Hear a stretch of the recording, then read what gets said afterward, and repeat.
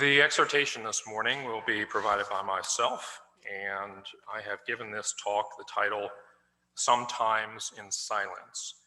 And I have a very brief scripture reading in preparation to my remarks, and they will come from Hebrews chapter 11, verses 17 through 19. So Hebrews 11, 17 through 19.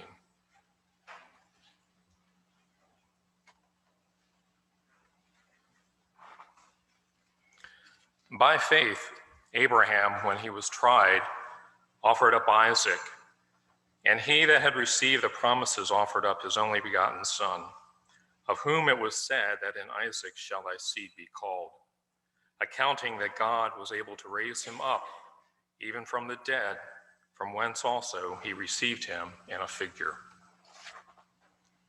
So reads Hebrews 11, 17 through 19.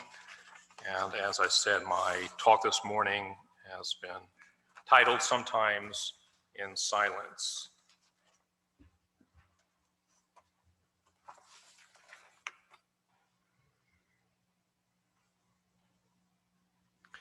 In the 22nd chapter of the book of Genesis, a man by the name of Abraham is at home with his family and his servants, his wife. We don't know what he's doing at this moment. The story doesn't say. It's probably just an ordinary day in his life. And suddenly, Abraham hears a voice, and the voice says to him one word, just one word.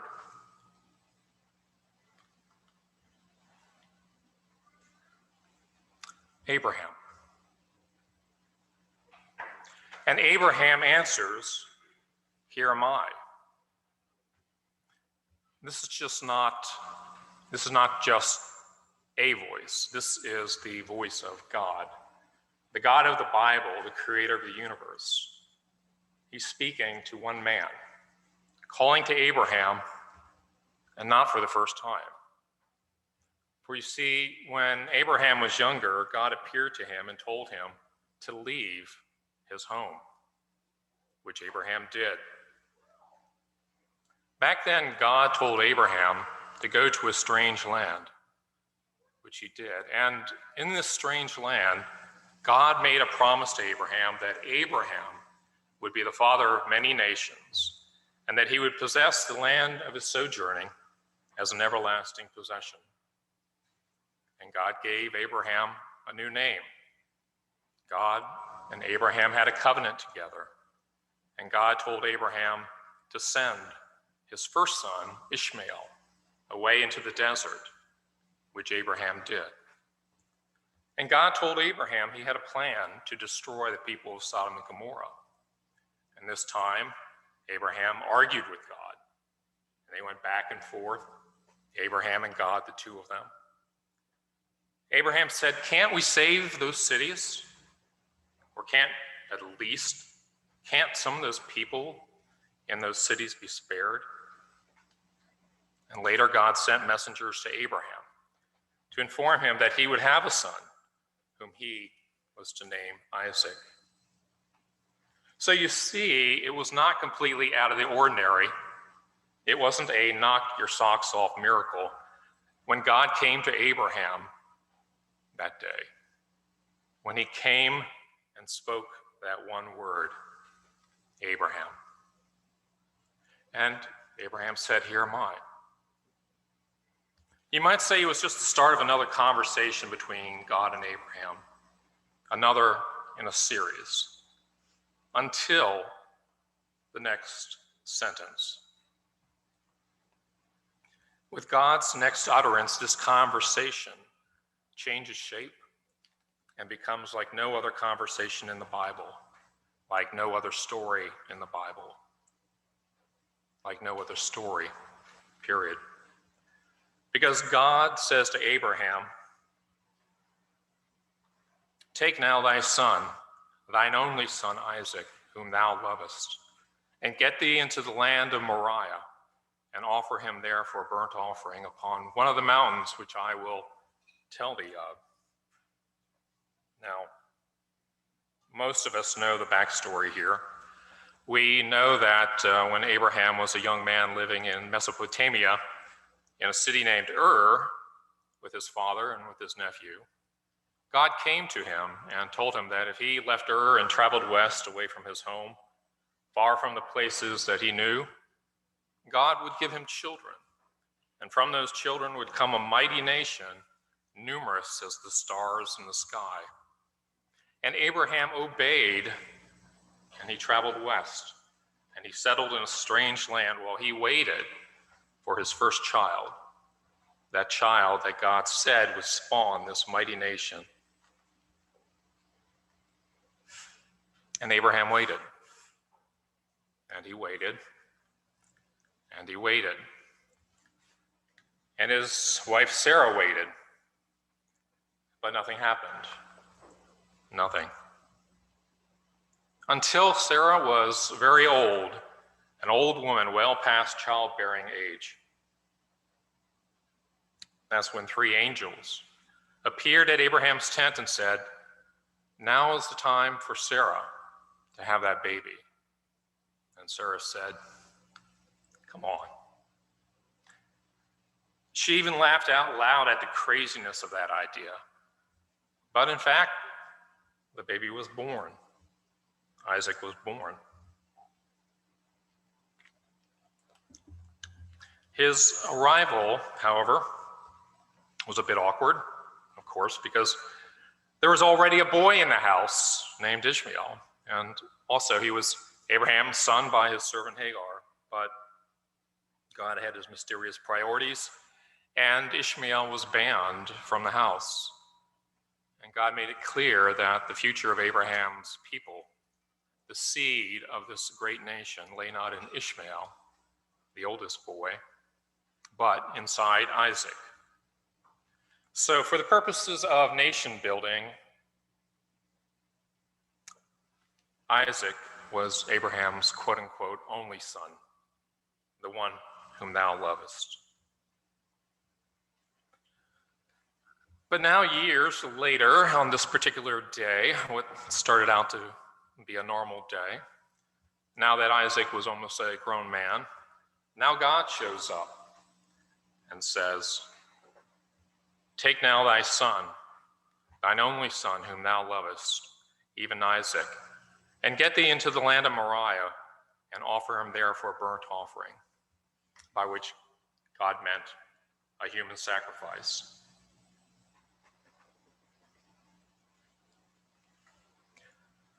The Hebrew word here for burnt offering is olah.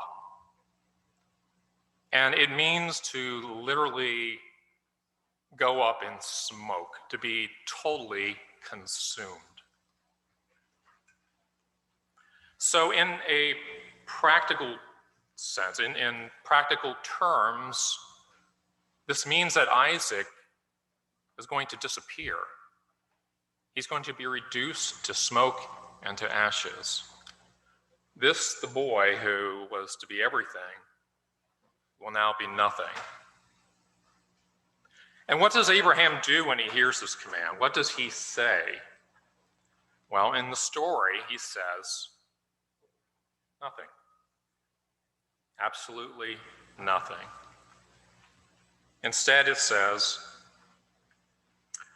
"So Abraham rose early in the morning, saddled his donkey, and took 2 of his young men with him, and his son Isaac.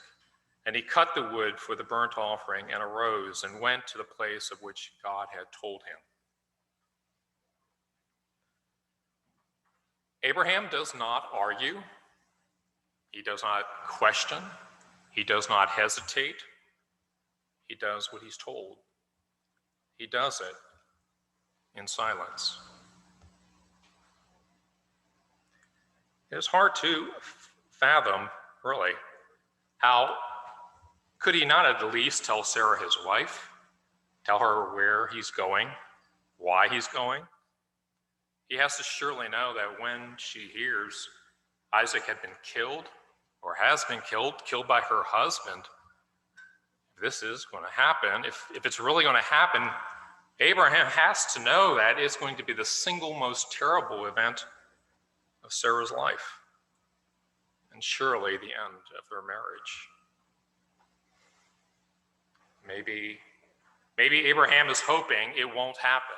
Maybe God will change his mind. Maybe Abraham knows that this is some sort of test. We don't know what was in Abraham's head when God called out his name that day and gave him the instructions to go. All we know is Abraham leaves early. Early the next morning, in fact, it says. And so Abraham and Isaac, they walked side by side with the donkey and the servants, heading to a place that God had chosen, a place called Moriah. The two of them don't speak, at least not out loud, according to the text. Instead, there's silence. So much of what happens in this story happens in silence, in unimaginable silence.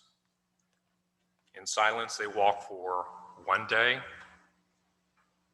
they walk for 2 days, they walk for 3 days.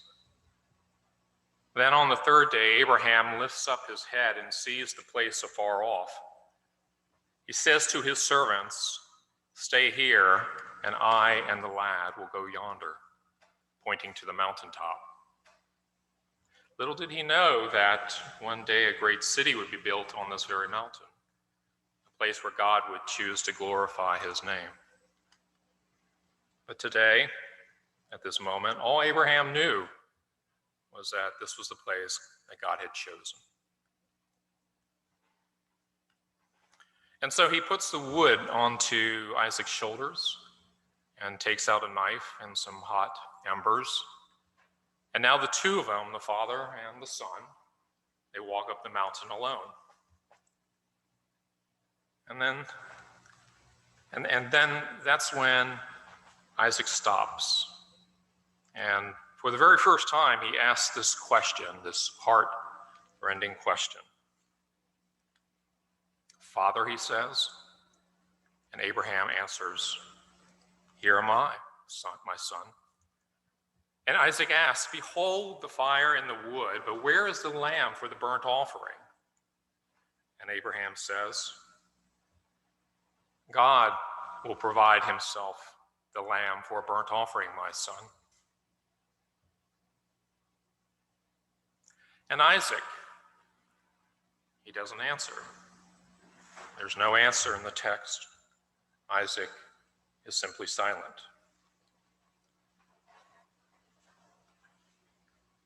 And the two of them, they keep walking together, walking to Isaac's annihilation, both of them, saying absolutely nothing. Why no protest? Why no argument? Why no questions?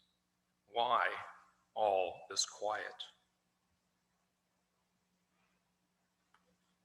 There are few silences in the Bible so troubling, so hard to understand as this one. But there is, in fact, one other, and perhaps the two silences speak to each other. Perhaps they relate to each other. This other silence occurs earlier in the book of Genesis, in the story of Noah. It's there where God sees too much wickedness in the world, and he decides to destroy what he has created, all except for one good and righteous man named Noah and his family, and a collection of assorted animals, two of every kind that Noah was to gather on board a boat, a big boat, the ark. So Noah builds the ark, and he brings all the creatures on board, 2 by 2. Actually, there's a few that came in 7s, but most of them come by 2 by 2. And onto the ark they come. Now, some of you may be familiar with this book. It's a children's book. It's quite unique. It's illustrated by a Dutch artist named Peter Speer.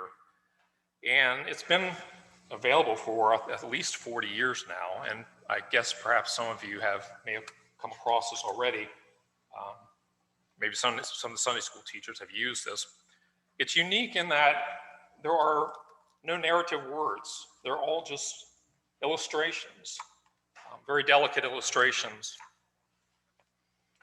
And I bring this up because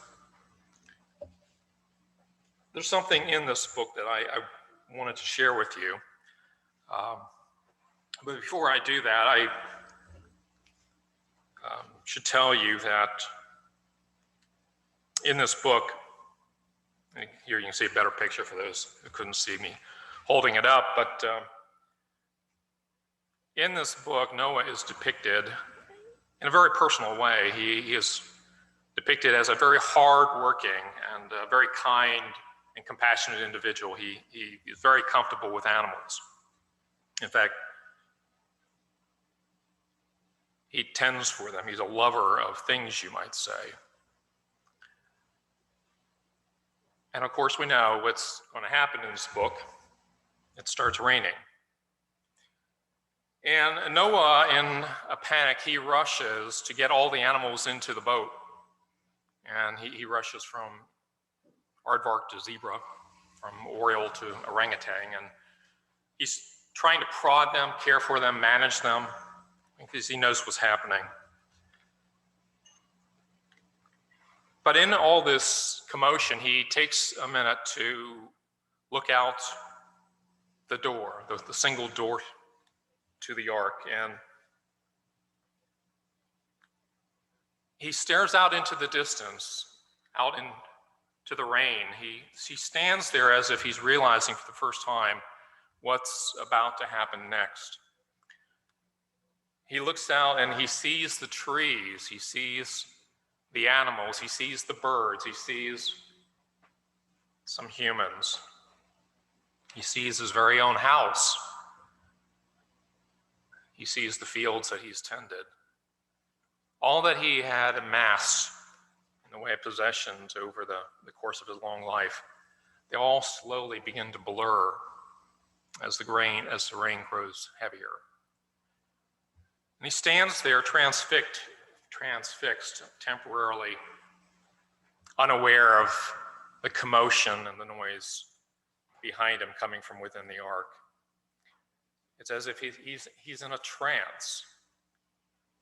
But then he's startled back into reality as the door suddenly swings shut in front of him.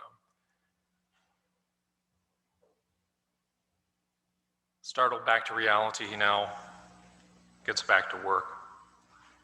It's time to batten down. Now is the moment he's been preparing for. The moment that he's been preparing for almost an entire century.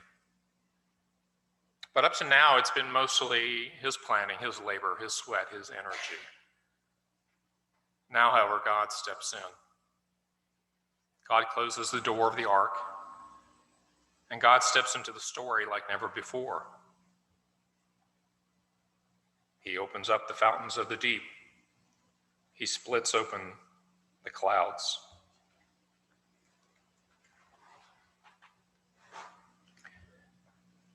At this point in Speer's book, one sees the animals huddled outside the ark. And puddles begin to form around the boat. The clouds cover the sky, and the world turns to an ominous shade of gray. Very quietly, animals begin to appear from out of the forest. They come down from the hillsides. They poke their heads up out of the ground. They swoop down from the sky, and they gather. First, it's a little group, and then it gets larger. And they gather beside the ark. The big, closed, silent ark. And unlike earlier, they're not there in pairs. No, they come in haphazard combinations. There's 3 giraffes, 7 gorillas, 30 armadillos, 1 robin, a panda, a dozen donkeys. These are the animals that are not going to travel in the ark, who are not going to be protected, who are not going to live.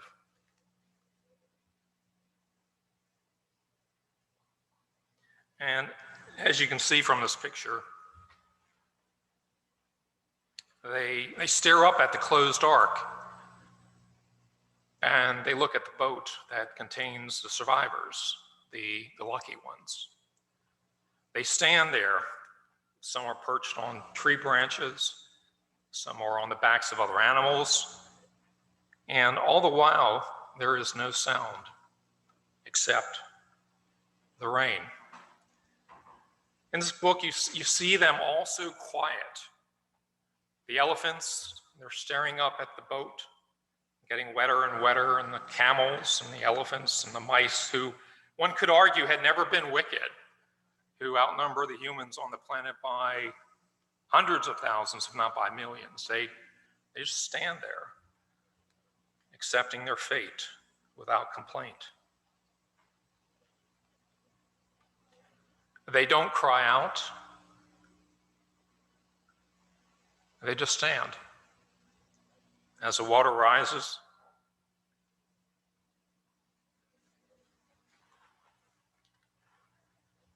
as the waters rise, the animals start to disappear out of sight until they're all gone, leaving you wonder, were the fish, were the jellyfish, were the clams, were the shrimp, were they less guilty than these?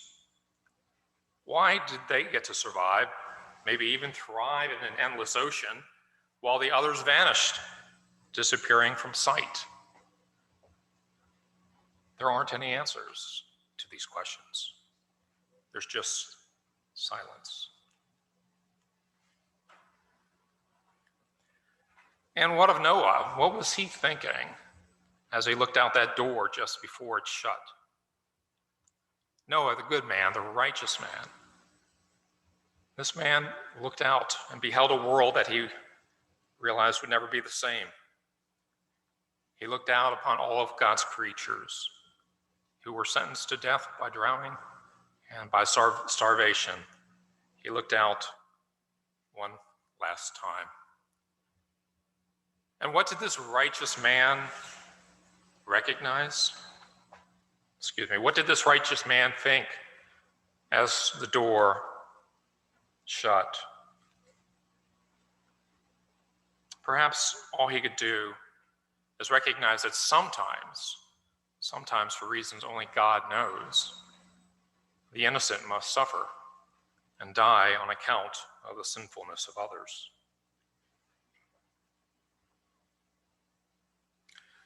Life, we are told, is precious. For those of us who believe in God, we learn that our lives are but dust, touched and sustained by the breath of God.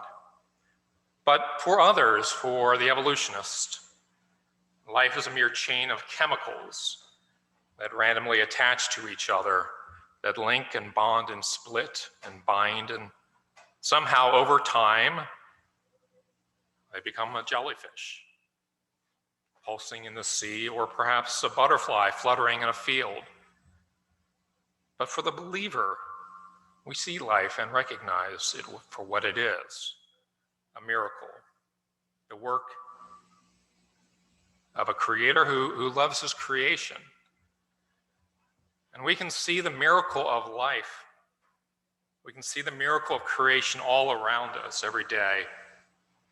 It can be found in the shy gaze of a fox pup ready to play, or the frolicking kick of a baby goat, or in the curiosity of a beloved son, carrying wood up a mountain, who eventually breaks the silence by asking, "Father, where is the lamb for a burnt offering?" And we can't help but wonder, how can a creator create all these things and not be wounded, knowing that all of them must die? So here we are back at this moment between God and Abraham. And God who loved Abraham and Abraham who loved God. And keep in mind, this is a love story. Perhaps the strangest love story ever told, but it is a love story, a story of a loving God who wants to test a man who is described in the Bible as the friend of God, a man who in all the world loves God the most. And God says to this man, Abraham, remember that son? The son I promised you? That son who would be a nation that would grow and multiply? The son you and your wife waited so long for? The son that was so improbable that your wife laughed at the idea? That son, the one you nurtured, promoted over the other boy Ishmael? The one who I said would be your future, your legacy? In spite of all the things I told you, in spite of all that I promised, all that you counted on, all that we agreed upon, I want you to kill him. Would you do that? And Abraham, Father Abraham, who had discovered this God and who left his home on account of this God, who fought battles for God. Abraham, who had debated with God, bargaining over those in Sodom and Gomorrah. Here's a command from the only God that this man loves. And what does Abraham do? He doesn't argue. He doesn't hesitate. He doesn't refuse. His love is so great, so powerful, that he wakes up early the very next day. He settles up, he takes his son, and he walks 3 days to a mountain in silence. He doesn't even utter the word yes in response. He just goes without saying a word to anyone. What are we supposed to make of this story? What is this story telling us? What kind of God would put a man to this sort of test? Moreover, what kind of man would pass the test? Here's a God who, at first appearance, wants a human sacrifice as proof of his devotion. And here's a father who would kill his son, or so it would appear. And which of these two confounds us the most?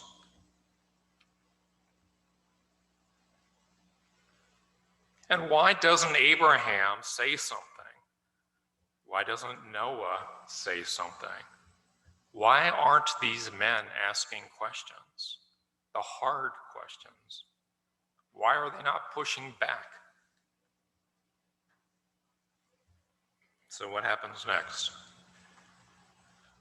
Well, Abraham comes down from Mount Moriah and he heads home, but not with Isaac. So it would appear.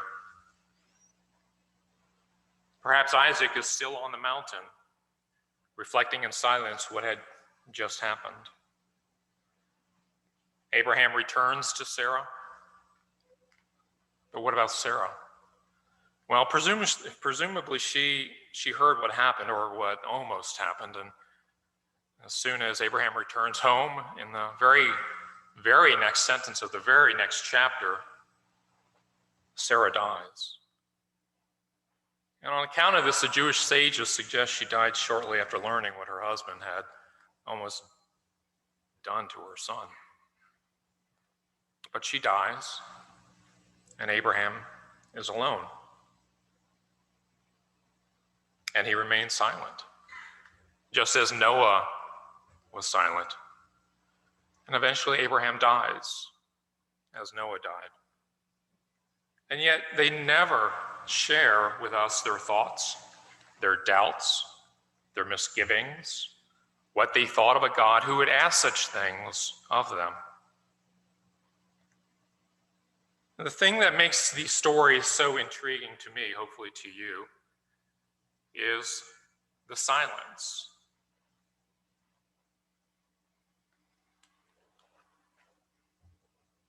Abraham says nothing. Noah says nothing.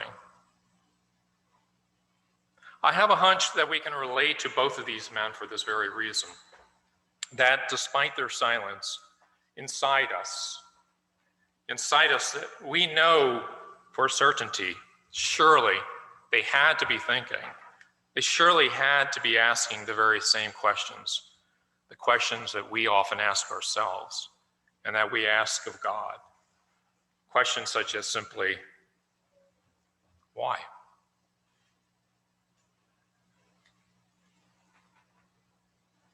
Why? Why, God? Why do you do the things you do? Why do you ask of me and of others such things? And why do you remain silent? Where are you in the midst of all the suffering in my life and in the lives of others? And why all the death? Why all the wickedness? When will all this end? If these men were indeed human, like you and I, how could they not have had such thoughts? Surely they did, despite their silence. All of us, not just Noah, not just Abraham, all of us live with this paradox where we see things that seem wrong, that seem cruel, that make no sense, that we cannot explain. We see such things and we wonder, is there a reason, a higher logic to explain what we see?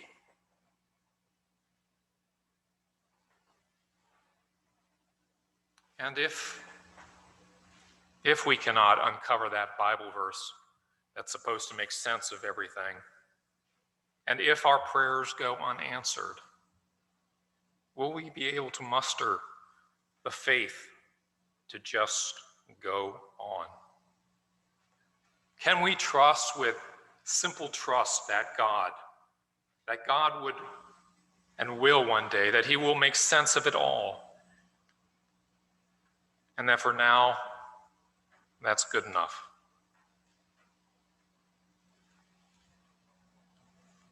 Which brings me to the last and most interesting player in this story, Abraham's son, Isaac. The one who did not run away or fight back while his father stood above him holding a knife, ready to use that knife, ready to kill.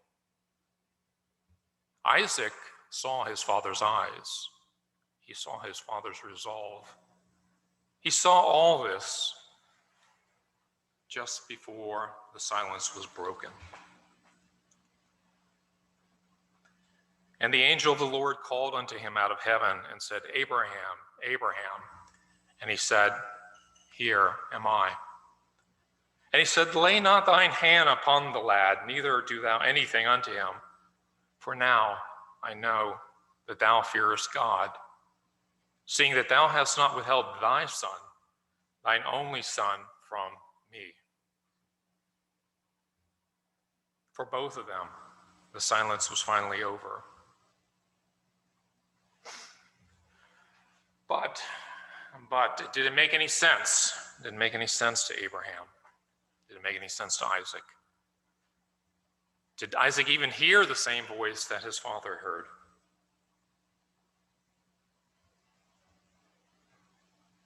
And what was Isaac thinking during all this? We don't know. The only clue that the text gives us is that it appears that Isaac, as I mentioned earlier, left his father. For in the text, it says, So Abraham returned unto his young men, and they rose up and went together to Beersheba, and Abraham dwelt at Beersheba. There's no mention of Isaac, nothing. Did Isaac stay on the mountain?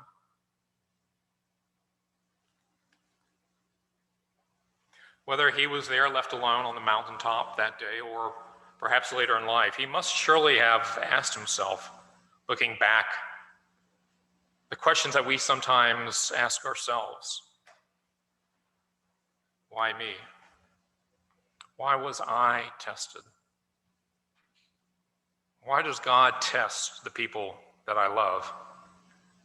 Why was I spared? Why am I alive?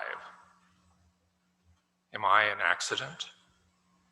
Am I precious? Is God keeping me alive for a reason? Do I even matter? Does God really take notice of me?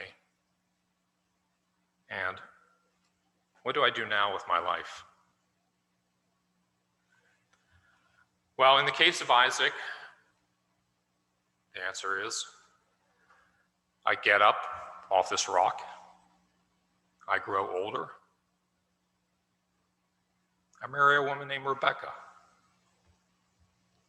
I have children of my own, I make mistakes, I laugh, I savor my love for Jacob and for Esau, I lose my eyesight, I lose my health, I grieve for my children, I go on, and I wait, and I hope.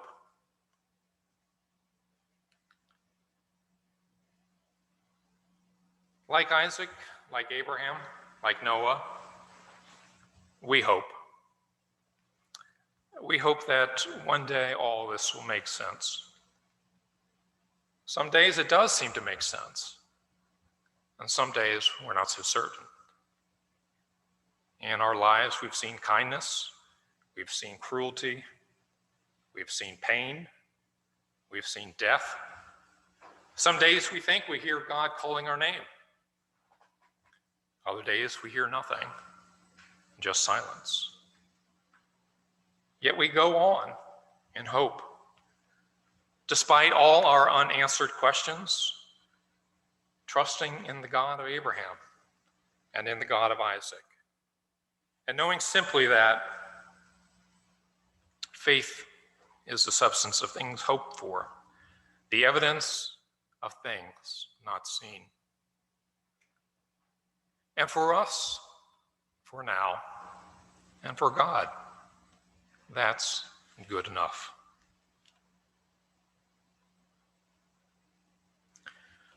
So at this point, I want to interrupt the narrative, and I will continue it in a few minutes, but we're going to move on to the table at this point. And if I could get someone to notify the children downstairs and have them rejoin us here.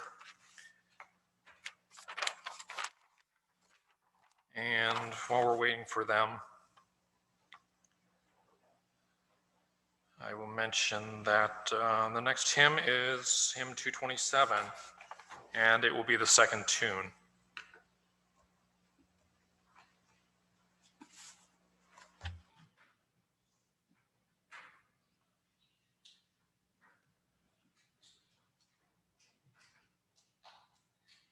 So I've shared with you this morning some well-known Bible stories, retold with a twist.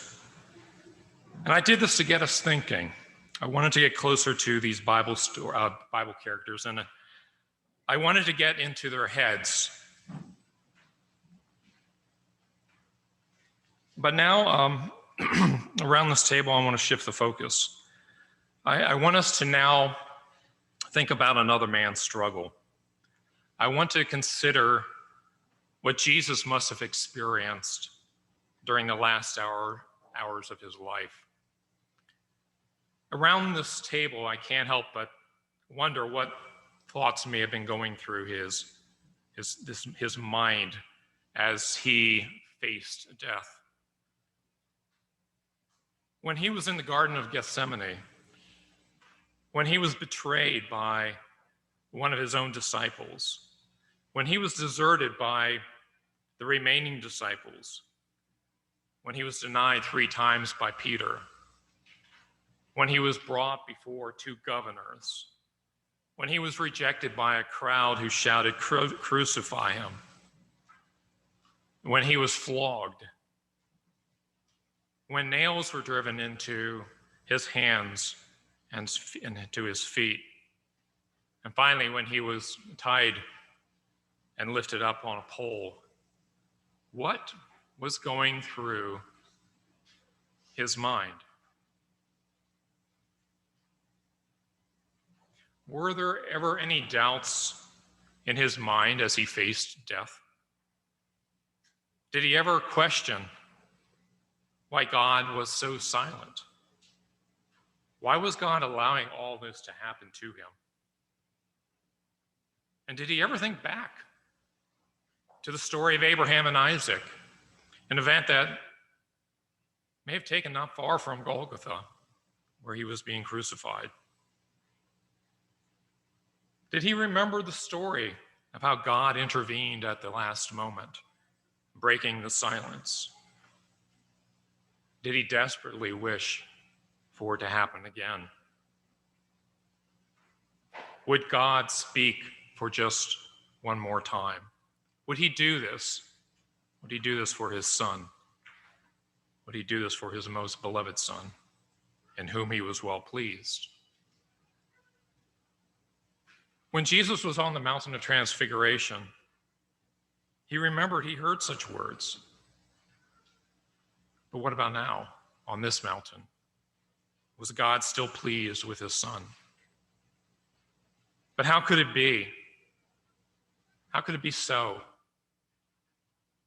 When he was hanging there bleeding, overwhelmed with pain, and the target of ridicule. When the silence was broken, it was from the mocker. Where's your God now, the one who you call your Father? Let God save him, if he's indeed the Son of God. The words of men can be cruel. They can be more painful than nails piercing one's flesh. So what was Jesus thinking in those final hours? How dark were his thoughts? I think we can learn the answer when he finally cries out in despair, my God, why hast thou forsaken me?" Now, those who heard him wondered if they had heard him correctly. They thought he was calling out for Elijah, but he wasn't.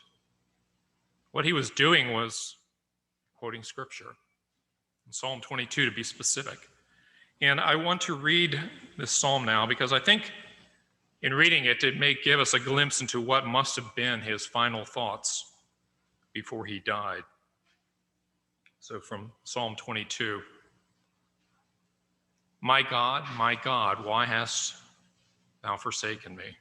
Why are you so far from saving me from the words of my groaning? Oh my God, I cry by day, but you remain silent, and by night, but I find no rest. Yet you are holy, enthroned on the praises of Israel. In you our fathers trusted. They trusted, and you delivered them. To you they cried and were rescued, and in you they trusted and were not put to shame. But I am a worm and not a man, scorned by mankind and despised by the people. All who see me mock me. They make mouths at me. They wag their heads. He trusts in the Lord. Let him deliver him. Let him rescue him, for he delights in him. Yet you are he who took me from the womb. You made me trust you at my mother's breasts. On you was I cast from my birth, and from my mother's womb you have been my God. Be not far from me, for trouble is near, and there is none to help. Many bulls encompass me. Strong bulls of Bashan surround me. They open wide their mouths at me like a ravening and roaring lion. I am poured out like wax. It is melted within my breast. I skipped a line. I am poured out like water, and all my bones are out of joint. My heart is like wax. It is melted within my breast. My strength is dried up like a potsherd, and my tongue sticks to my jaws. You lay me in the dust of death. For dogs encompass me, a company of evildoers encircles me. They have pierced my hands and feet. I can count all my bones. They stare and gloat over me. They divide my garments among them. And for my clothing they cast lots. But you, O Lord, do not be far off. O you, my help, come quickly to my aid. Deliver my soul from the sword, my precious life from the power of the dog. Save me from the mouth of the lion.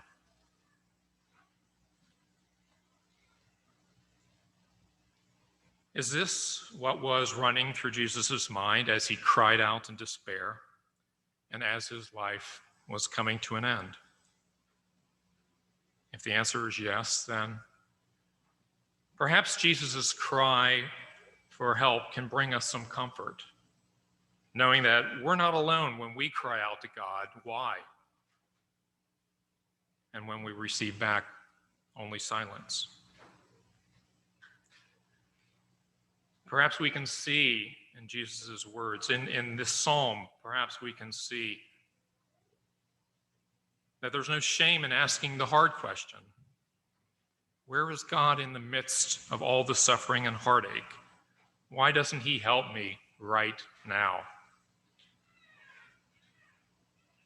Psalm 22 seems to tell us that Jesus had these very same questions in his moment of darkness. And yet, if we keep reading the psalm, we'll see that the psalm turns into a song of realized hope